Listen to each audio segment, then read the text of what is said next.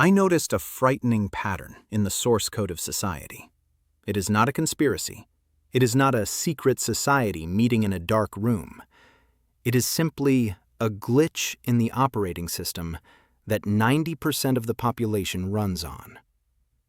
I look at the way people handle money, and I do not see freedom. I see poorly designed circuits. I see energy leaking out of the system. I see structure failures waiting to happen. Most people think wealth is a pile of gold at the end of a rainbow. They are wrong. Wealth is not a pile. Wealth is a flow. It is a schematic. And if you do not understand the schematic, you are doomed to build a structure that will collapse under its own weight. Today we are going to tear down the blueprints of the poor, the middle class, and the rich. We are going to look at the cash flow patterns visually. No emotions, no politics, just engineering. We are going to fix the glitch. Let us start with the definitions. The dictionary is lying to you. Your accountant is lying to you. In the world of the architect, words have precise mechanical functions. Most people think an asset is something you own. That is false. Most people think a liability is just a debt. That is also incomplete. Here is the only definition that matters. An asset is anything that puts money into your pocket. A liability is anything that takes money out of your pocket. It does not matter if you love it. It does not matter if your banker lists it as an asset. If you have to feed it, it is a liability. If it feeds you, it is an asset. Let's look at the first blueprint, the blueprint of the poor. I want you to visualize a simple diagram. We have an income statement and a balance sheet. The income statement has two boxes, income and expense. The balance sheet has two boxes, assets and liabilities. The cash flow pattern of the poor is a straight line. It is a single wire connecting 2 points with zero retention. The money comes in through the job. This is the income. Let us say it is $2,000 a month. Immediately, that energy travels down to the expense box: rent, food, transportation, taxes, clothes. The arrow goes in, and the arrow goes out. There is nothing in the asset column. There is nothing in the liability column, or perhaps a few small debts, but the defining characteristic is the pass-through nature of the currency. The money enters the system and leaves the system within 30 days. This is a survival circuit.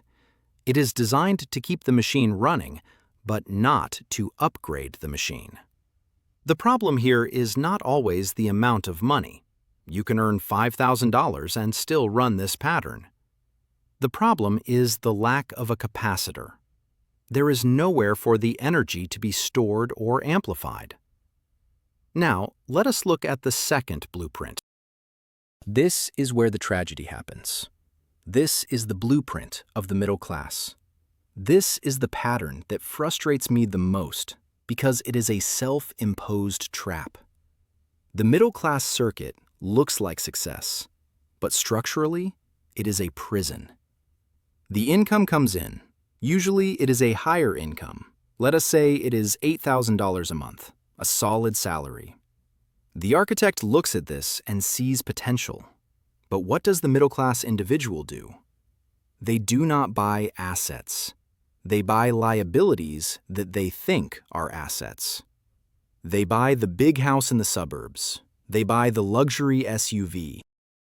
They buy the boat they use 3 times a year. They put the vacation on a credit card. Watch the flow of money. Income comes in, it goes straight down to the liability column. The mortgage, the car loan, the credit card debt. These liabilities then trigger a new arrow that shoots up into the expense column. The mortgage payment, the car insurance, the interest on the debt. And then the money leaves the system. The middle-class individual looks rich. They have the gleaming paint on the car. They have the manicured lawn. But if you look at the schematic, they are drowning. They have built a heavy superstructure on a weak foundation. The more money they make, the more liabilities they buy. A raise at work does not mean freedom. A raise means a bigger car payment. They are tightening the bolts on their own chains. This is what I call lifestyle creep. But mechanically, it is simply increasing the load on a structural beam without reinforcing the support. If they stop working today, the system collapses instantly. The liabilities continue to eat. The bank demands the mortgage. The car dealer demands the lease payment. But the income valve is shut off. This is a fragile system. As an architect, I would never sign off on this building. It is unsafe. Now, look at the third blueprint, the blueprint of the rich. This is the only system that is stable. This is the only system that generates freedom. The rich focus on one thing. They are obsessed with the asset column. While the middle class is busy standing in line to buy the new phone, the rich are busy buying the stock of the company that makes the phone. Here is the cash flow pattern. Income comes in, but instead of going to expenses, and instead of going to liabilities, it is diverted immediately into the asset column. It goes into real estate. It goes into dividend stocks. It goes into business equity. It goes into intellectual property. Now, watch the magic. This is the wealth loop. These assets generate their own income. The rental property sends a check every month. The stock portfolio pays a dividend every quarter. The business sends profit distributions. This new income flows back into the top. Now the rich individual has two sources of energy, the work they do and the work their money does. What do they do with this new money? They do not spend it. Not yet. They feed it back into the asset column. It is a feedback loop. More assets create more income. More income buys more assets. More assets create even more income. Eventually, the income generated by the asset column becomes larger than the monthly expenses. At that exact mathematical moment, the individual is free. They do not have to work. The system runs itself. The machine is self-sustaining. This is not magic. This is engineering. Now, let us get specific. I hate abstract talk. I hate people who say, invest in yourself, and leave it at that. What does that mean? Buying a book? No. We are talking about financial instruments. Let us analyze the materials we use to build this structure. Material 1. Real estate. I am not talking about the house you live in. The house you live in is a liability. It takes money out of your pocket for repairs, taxes, and insurance. I am talking about a property you own, but someone else pays for. Here is the math. You find a small apartment complex or a single-family home in a working-class neighborhood. You put down a down payment, let us say $20,000. The bank gives you the rest. The tenant pays you $1,000 a month. Your mortgage, taxes, and insurance cost $700 a month. You have $300 a month in pure cash flow. That $300 is not much, you say? You are missing the point. That $300 is passive. You did not work for those hours. That $300 is a soldier you recruited. It fights for you while you sleep. And here is the beauty of the architecture. You used the bank's money to acquire the asset. We will discuss good debt versus bad debt in a moment, but understand this. Real estate is a hard asset. It exists in the physical world. It is not a number on a screen that can vanish. Material 2. Stocks and index funds. Many people treat the stock market like a casino. They buy a meme stock and pray it goes to the moon. That is not engineering. That is gambling. The architect buys ownership in profitable companies. When you buy a share of a solid company or an index fund like the S&P 500, you are buying a piece of the global economy. Over the last 100 years, the market has returned roughly 10% annually on average. If you put $1,000 a month into this machine and you let it compound, the curve goes exponential. But you must understand dividends. A dividend is a thank you note made of cash. When you own a dividend aristocrat, a company that has paid dividends for 25 years or more, they send you money just for holding the paper. You take that money and buy more paper. The loop tightens. The structure grows taller. Material 3. Digital business. We live in the 21st century. You can build an asset out of code and media. This video you are watching right now, it is an asset. It was created once. It requires no further labor from the creator, but it continues to generate views and therefore revenue for years. A digital course, a software program, an ebook. These are assets with zero marginal cost of replication.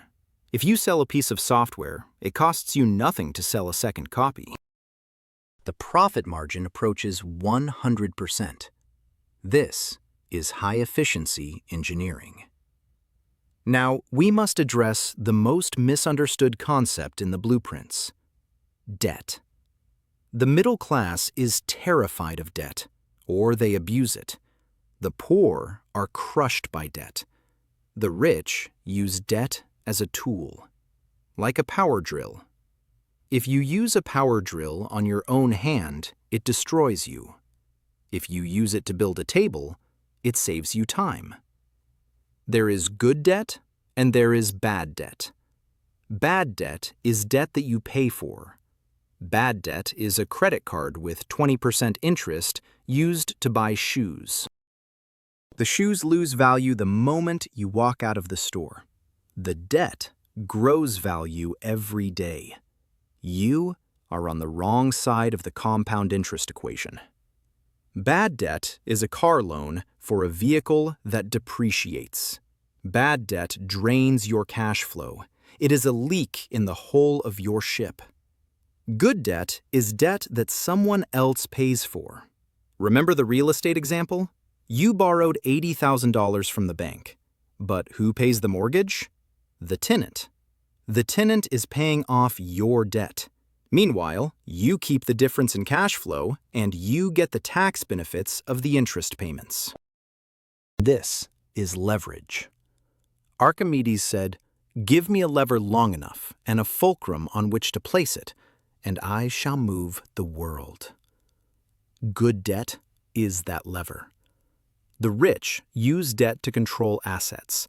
They do not use their own money if they can avoid it.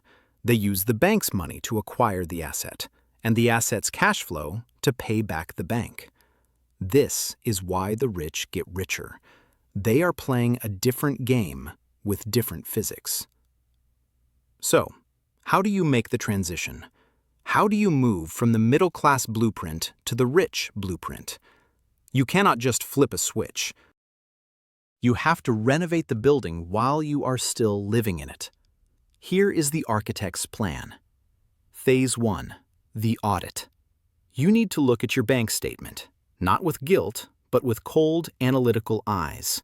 Identify every leak. Where is the money going? Subscriptions you do not use? Cancel them. Dining out 5 times a week? Stop it. Buying clothes to impress people you do not like? End it. You need to widen the gap between your income and your expense. This gap is your capital.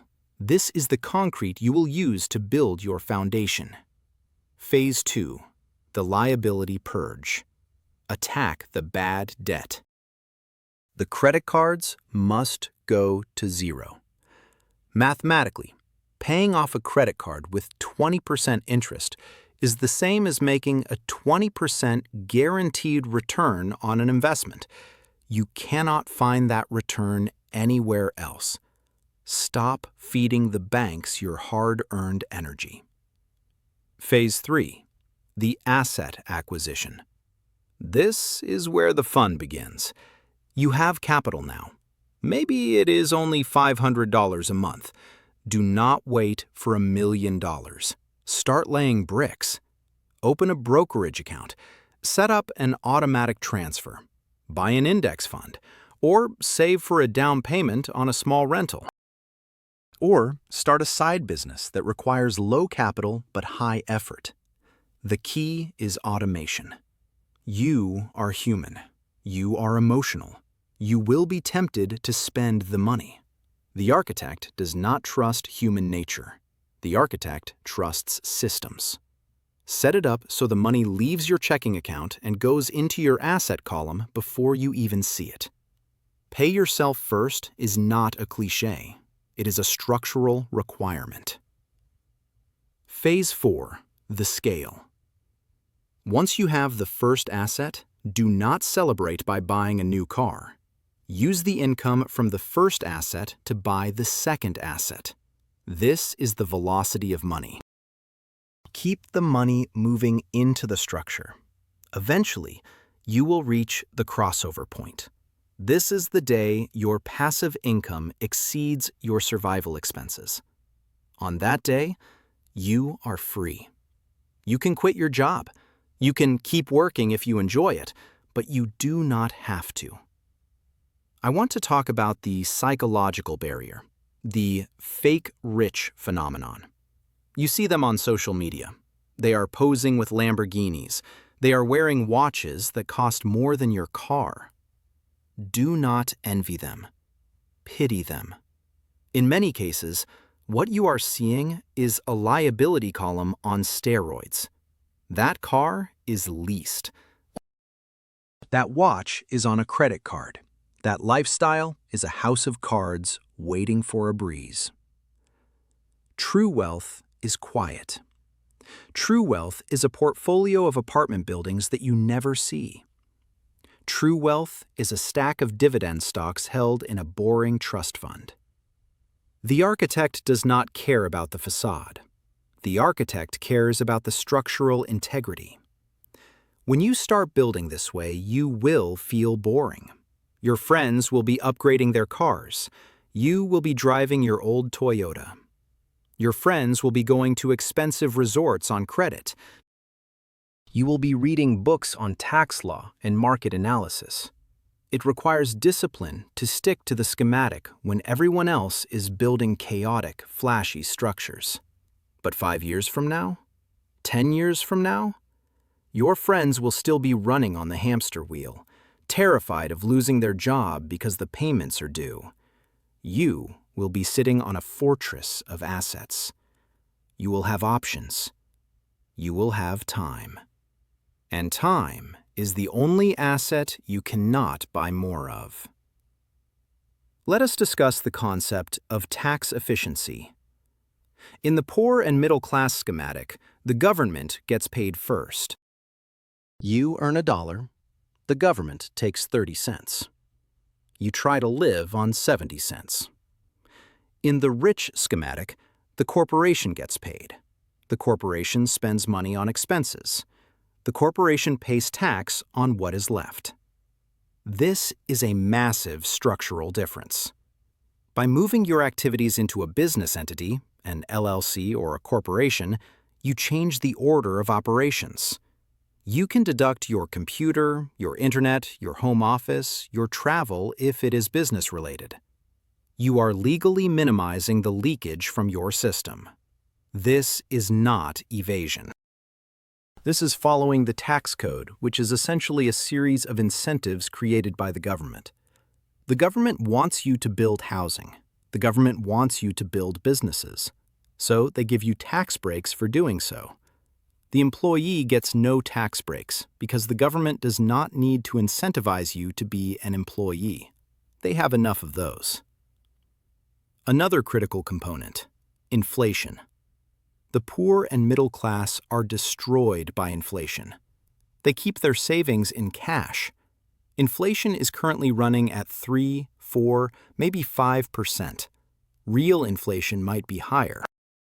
If you have $10,000 in a savings account, next year it will buy only $9,500 worth of goods. The money is rotting. The rich love inflation. Why? Because they own assets and they owe debt. Asset prices rise with inflation. The house becomes worth more. The stock price goes up. But the debt? The debt stays the same number. If you owe $100,000 on a house and inflation makes money worth less, you are paying back the bank with cheaper dollars. Inflation transfers wealth from savers to debtors. You want to be the debtor with the assets, not the saver with the cash. Let's look at a concrete scenario. Meet Alex. Alex is 25. Alex follows the standard advice. He gets a job paying $50,000. He buys a new car for $30,000 because he deserves it. He finances it over 6 years. He rents a nice apartment downtown. He goes out every weekend. He saves nothing. 10 years later, Alex is 35. He has a better job making $80,000. Now he buys a house for $500,000 with a 5% down payment. He buys a bigger car. He has kids. Expenses rise. Alex is running on a treadmill at maximum speed. If he trips, he hits the wall. Now meet Sarah. Sarah is also 25. She has the same job, $50,000. She drives a 5-year-old Honda. It is boring. It works. She rents a modest room with a roommate. She saves $1,000 a month. She puts that money into a low-cost index fund. At age 28, she takes her savings and puts a down payment on a duplex. She lives in one side and rents out the other. The tenant pays half her mortgage. Her living expenses drop drastically. Now she can save $2,000 a month. She buys more stocks. She buys another rental property at 32. By age 35, Sarah has a net worth of over $500,000. Her assets generate $2,000 a month in passive income. She is not rich yet in terms of luxury, but she is bulletproof. If she loses her job, she will not starve. Her assets feed her. Sarah built a machine. Alex dug a hole. The question you have to ask yourself is, what are you building today? Every dollar that leaves your hand is a worker. Are you firing them? Or are you giving them a permanent job in your asset column? The system is rigged, yes, but it is rigged in favor of the builders. It is rigged against the consumers. Schools were designed to produce employees. They were designed to produce parts for someone else's machine. They never taught you about the wealth loop because they do not need more architects. They need more bricklayers. But you have the blueprints now. You understand the difference between an asset and a liability. You understand the cash flow patterns. You understand the power of good debt and the danger of bad debt. You understand that looking rich is the enemy of being rich. This is a long game. It takes patience. Compound interest is slow at the beginning. The first $100,000 is the hardest. Charlie Munger said that, and he was right. You have to grind for that first level of stability, but once the flywheel starts spinning, it becomes unstoppable. Do not try to time the market. Do not try to find the next Bitcoin. Build boring wealth. Buy things that people need: housing, energy, food, technology. Hold them forever. Reinvest the profits.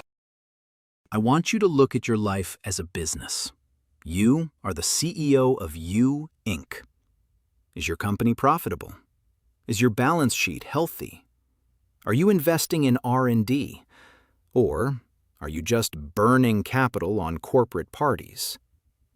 The choice is yours. You can stay in the matrix of the middle class, chasing the next upgrade, sweating over the next bill. Or you can step back, look at the schematic, pick up the pen, and start designing a system that leads to the exit. The blueprint is simple: income to assets, assets to income. Repeat until free. This is the architect. End of transmission.